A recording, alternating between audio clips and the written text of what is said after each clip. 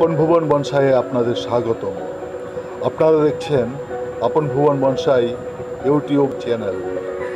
প্রিয় দর্শক, আপনারা যারা এখনও আমার চ্যানেলকে সাবস্ক্রাইব করেননি তারা দয়া করে এখনই আমার চ্যানেলকে সাবস্ক্রাইব করুন এবং সাবস্ক্রাইব করার পর একটি বেল আইকন আসবে, সেই আইকনে ক্লিক করে আমার আপডেট ভিডিওগুলো আপনারা উপভোগ করুন। আসসালামু আলাইকুম সুপ্রিয় দর্শক, আমি আতিকুর রহমান আপন ভুবন বনসাই থেকে আপনাদের সবাইকে স্বাগত জানাচ্ছি। আশা করি আপনারা সবাই যে যার অবস্থান থেকে ভালো এবং সুস্থ আছেন। দর্শক, এটি একটি অর্জুন গাছ। গত প্রায় বছর দেড়েক আগে একটি অর্জুন গাছের গোড়া থেকে বীজ থেকে চারা গজানো একটি ছোট্ট চারা উঠিয়ে এনে এই টবের মধ্যে লাগিয়েছিলাম। তারপর থেকে খুব একটা যত্ন নিইনি, শুধুমাত্র সময়ে সময়ে পানি দিয়েছি। এমনও দেখা গেছে পানির অভাবে গাছের সমস্ত পাতা ঢলে পড়েছিল। তারপর আমি পানি দিয়েছি এবং গাছটি দিব্যি সার্ভাইভ করছে। এই গাছটি আজ আমি রিপোর্টিং করব। রিপোর্টিং বলতে এর মাটিগুলোকে আমি চেঞ্জ করে দেব। আমি এই পাত্রের মধ্যেই গাছটিকে আবার লাগাবো। রিপোর্টিং করার জন্য আমি প্রথমে গাছের রুট বলটিকে পাত্র থেকে সম্পূর্ণ বের করে নিয়েছি। এখন রুট থেকে সমস্ত মাটি ছুটিয়ে নিতে হচ্ছে।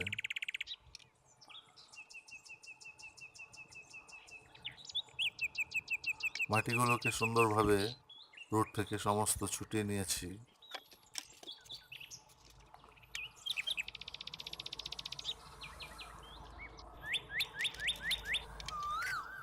চারাটি পাত্রের মধ্যে না লাগানো পর্যন্ত রুট বলটিকে আমি পানির মধ্যেই রাখবো, যাতে সতেজ থাকে।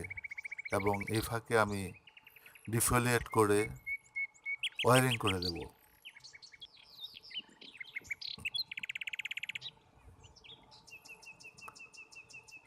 সমস্ত পাতা আমার ছেটে দেওয়া শেষ হয়েছে।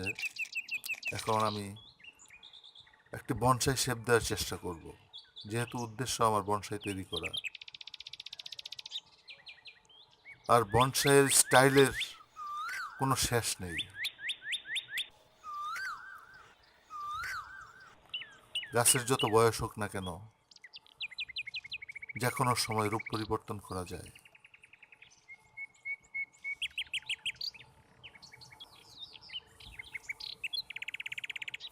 আমি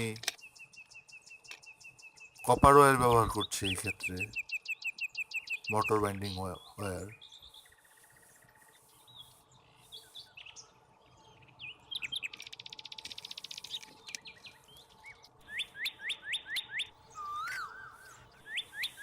বনসাই সম্পর্কে খুব বেশি অভিজ্ঞ না হলেও কিছুটা নিয়মকানুন শিখেছি এরই মধ্যে। আমি চেষ্টা করছি একটি সুন্দর শেপ দেওয়ার জন্য, যতটুকু সম্ভব সুন্দর।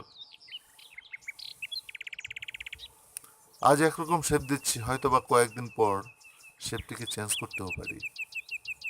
গাছটি এখনো অনেক সরু রয়েছে, ম্যাচিউর হতে অনেক অনেক বছর সময় লাগবে।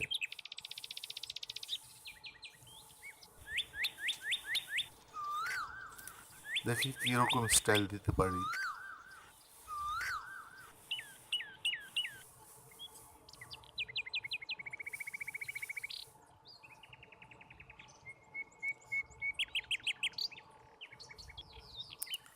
অর্জুন গাছ এমন একটি গাছ যেটা ব্রাঞ্চের আঘাত পড়লে কিংবা ব্রাঞ্চ কেটে ফেললেও খুব একটা ক্ষতি হয় না। যদি আমি ব্রাঞ্চের কোথাও থেকে চামড়া উঠিয়ে ফেলি, কিছুদিনের মধ্যে চামড়া গজিয়ে জায়গাটি ভরাট হয়ে যাবে। এটি একটি ঔষধি বৃক্ষ, অনেক ঔষধি গুণ আছে অর্জুনের।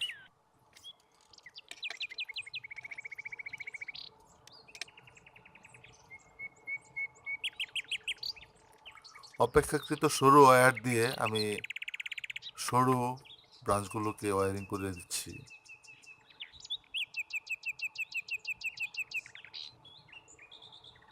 আসলে পাতাবিহীন গাছটিকে খুব একটা ফুটে উঠবে না।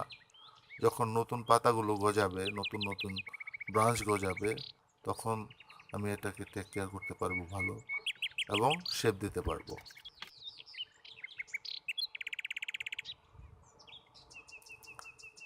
আমি সেই পুরাতন পাত্রটাই নিয়েছি গাছটি লাগানোর জন্য।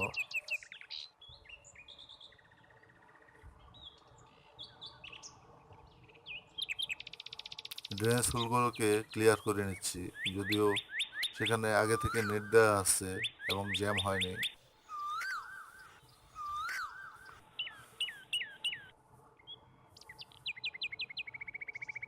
ড্রেনেজ হোলের উপর আমি কিছু নুড়ি পাথর দিয়ে দিয়েছি, তার উপর আমি 1 লেয়ার বার্মি কম্পোস্ট দিয়ে দিচ্ছি। তার উপর আমার বনসাই সয়েল, যেটি খুব ভালো ড্রেনেজ সিস্টেমের কাজ করে, এবং বনসাই সয়েলের সাথে কিছু বার্মি কম্পোস্টও মিশিয়ে দিচ্ছি। কিছু রুট ট্রিমিং করে দিতে হচ্ছে। আমার এত রুট এখন প্রয়োজন নেই। যে রুটগুলো আছে এই রুটগুলো থেকে কিছু সেটে দিলে আবার নতুন করে ফিডার রুট গজাবে।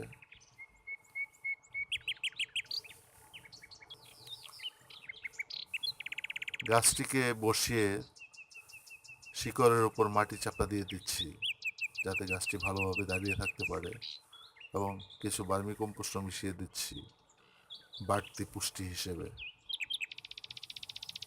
এই বার্মি কম্পোস্ট আমি নিজেই তৈরি করি। দর্শক, গাছটি আমি লাগানো শেষ করেছি।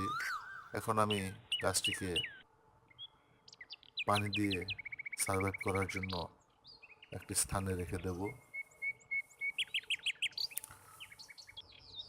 সুপ্রিয় দর্শক, এতক্ষণ ধৈর্য ধরে যারা আমার ভিডিওটি উপভোগ করলেন, তাদের সবাইকে আমি আন্তরিকভাবে ধন্যবাদ জানাচ্ছি। আমার এই ভিডিওটি যদি আপনাদের ভালো লাগে, তো আমার ভিডিওকে লাইক দেবেন, আমার ভিডিওটি বন্ধুদের মাঝে শেয়ার করবেন।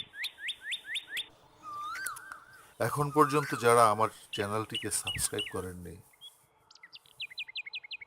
প্লিজ আর দেরি না করে এখনই সাবস্ক্রাইব করুন। আপনারা সবাই ভালো থাকবেন, সুস্থ থাকবেন। এখনকার মতো এ পর্যন্তই। খুব শীঘ্রই নতুন কোনো ভিডিও নিয়ে আপনাদের সামনে উপস্থিত হব। আল্লাহ হাফেজ। আসসালামু আলাইকুম।